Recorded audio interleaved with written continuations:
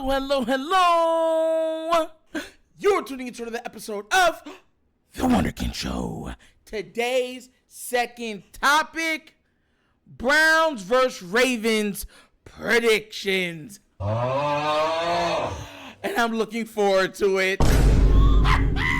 Look, y'all already know the Ravens are going against the Browns, and one of the reasons why everybody knows they're going against the Browns is because there's been a lot of back and forth between Myles Garrett and, I'm not going to say anybody because it's just been Myles Garrett running his mouth, but Myles Garrett got into the media storyline chiming in on the Joe Burrow versus Lamar Jackson comparison. Because everybody already knows the king of the mountain is Patrick Mahomes, right? But right under him is where the discrepancy becomes very, very hostile.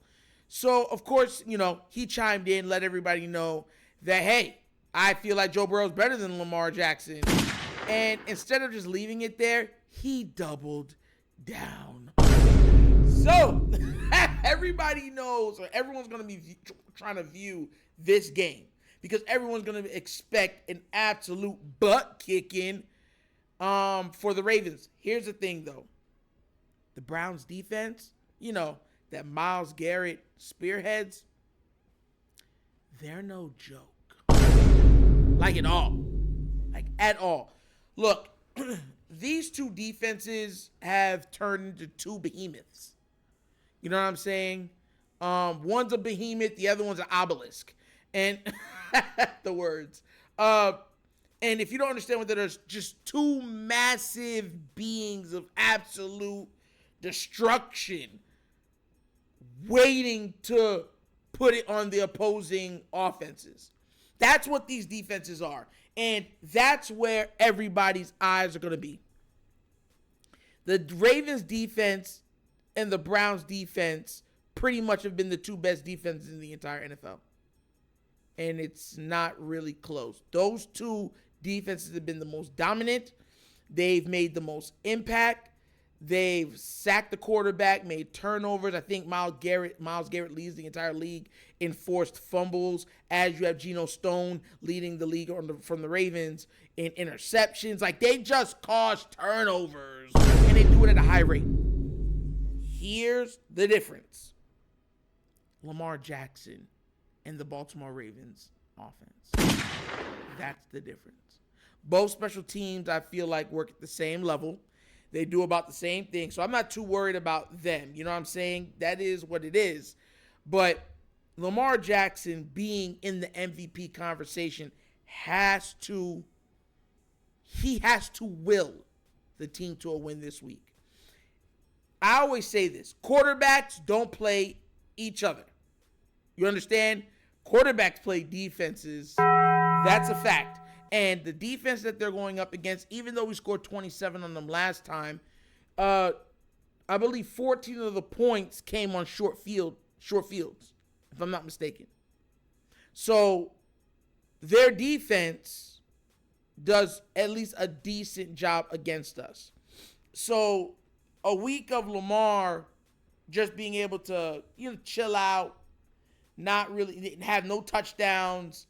He was just extremely, extremely efficient and sit out the fourth quarter. I do not see that being a likely outcome for this game. This is going to be a Rocky showdown, Apollo Creed, slugfest.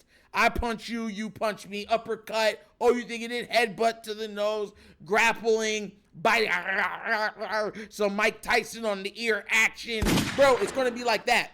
But if Lamar turns up that dial, and puts on that cape, takes off those glasses, crimps the front of his hair, posts out his chest, and begins to float, well, Superman is in the building. And we all know what Lamar Jackson can do to any defense that he wants to do it to. That's the difference in this game. That's the difference. If Lamar comes in there looking like Superman, the Browns don't even have a shot. Because you're looking at two discrepancies in the team. One, their defense, Let's just say they cancel each other out just on sheer talent, right? But then how effective is their defense going to be with a superstar quarterback just going off? You know what I'm saying? Having one of those games. And we've seen Lamar have those games versus the Browns. Y'all remember him getting cramping, having to go to the locker room, the Browns coming back on us, 2 touchdowns down to go up, Lamar limping back onto the field, scrambling, going right into find Hollywood Brown to go above them scoring again, and then him going all the way down the field, so I believe the 20, to kick a field goal to win the game. And we're not even going to talk about the immeasurable or the uncountable amount of plays that he's made, buying time and finding Mark Andrews or other receivers waiting hungrily for the ball he's throwing to them. So the Browns already know what he could do. But will that be the Lamar that shows up? And as I believe, I think it is. Lamar has been an MVP candidate. To me, he's been the MVP thus far during the season. And there's been times where he's been pulled out of games where he could run up his personal stats. But he doesn't care about that. All Lamar cares about is staying healthy enough and staying ready enough and staying focused enough to win a Super Bowl. That is it. That's all he cares about. He don't care about no 1, 2, 3, 4, no numericals. He don't care. The only numerical he cares about are wins and Super Bowls. That's it. So if Lamar Jackson comes out there and balls out and starts setting a trend, like if he gets humming real quick, this is going to be a rout. Because here's the thing, the Baltimore Ravens defense can absolutely stop the Browns offense. Nick Chubb is not there anymore. That guy who was an absolute home run hitter, a grinder, a bulldozer, he's not there. So you're going to be relying on Deshaun Watson, okay? And it's not like they have a plethora of receivers that are talented to go against the secondary. The secondary is probably, I believe, the second best secondary rated in the entire league or something like that. And guess what they excel at? Taking the ball away. You understand where I'm coming from? And they're all have sub 90 ratings for the opposing quarterbacks. I think if I'm not mistaken, it's like number 2 or number 3 in the entire league. So he has one guy that he's throwing to that everyone's like, okay, he's good. That's all Deshaun Watson really got. If the Ravens shut him down, then there's not much options for Deshaun Watson to do. He's not like a Lamar who can just, if his receivers ain't catching the ball, he can beat you with his legs. So that's what I'm saying. I'm giving the edge to Baltimore, but it's all predicated on if Lamar gets humming. If Lamar gets humming, this can be ugly and get ugly real quickly. And by ugly, I mean another 35, 38-point game for the Ravens, and the Browns only score roughly 7, maybe 10. And I'm being gracious in that. And look, another thing that we got to look out for, fumbles. Yes. If the Browns can force some fumbles, if they can force some turnovers, the game could get ugly. They can muck it up, ugly it up, try to run it, kill clock. Then this could be a neck and neck game where it's anybody's at the end of the day. You know where I'm coming from? But if Lamar and the offensive line, I repeat, if Lamar and the offensive line, Ronnie Stanley, if they play well, it's over. It's over.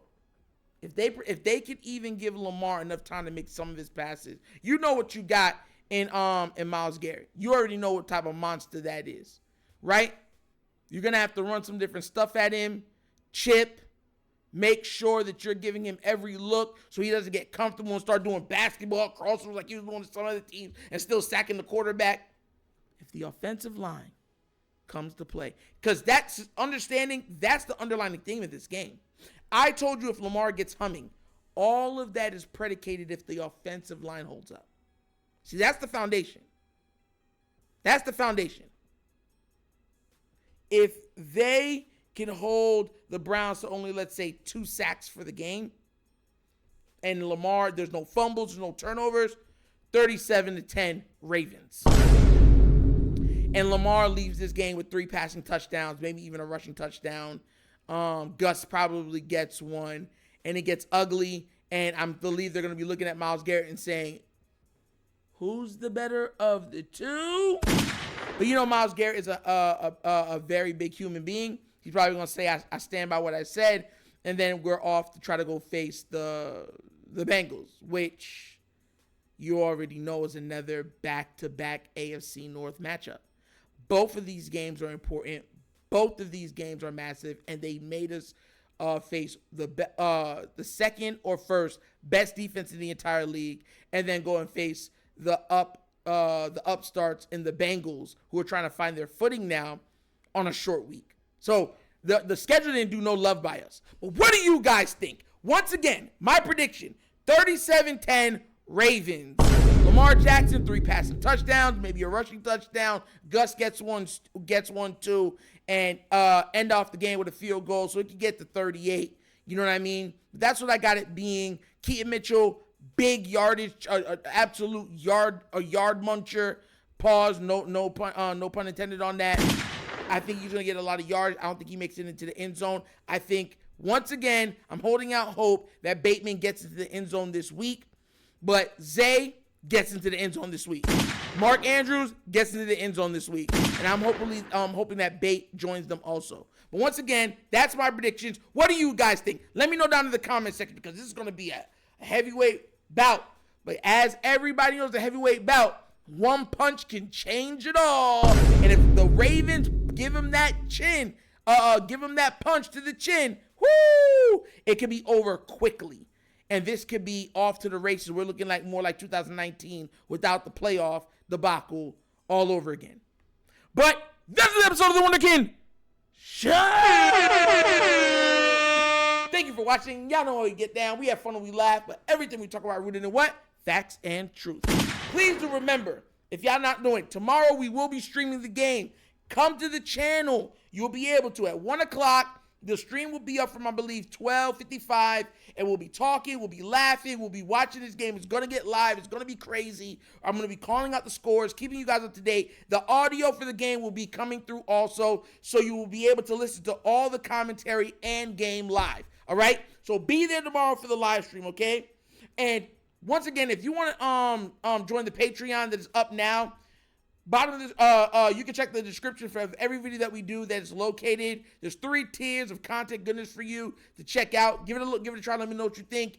And if you want to donate to the channel, help with equipment and stuff like that for better content, bottom of the screen, QR code. QR codes to a Cash App. Cash App located in the description of every video that we do. And the name of it is The Wunderkind Show. Super easy. But once again, this is The Wunderkind Show. This show is Nitro signing off, and as always, you know my slogan. Peace. And I am out of here. Yerp.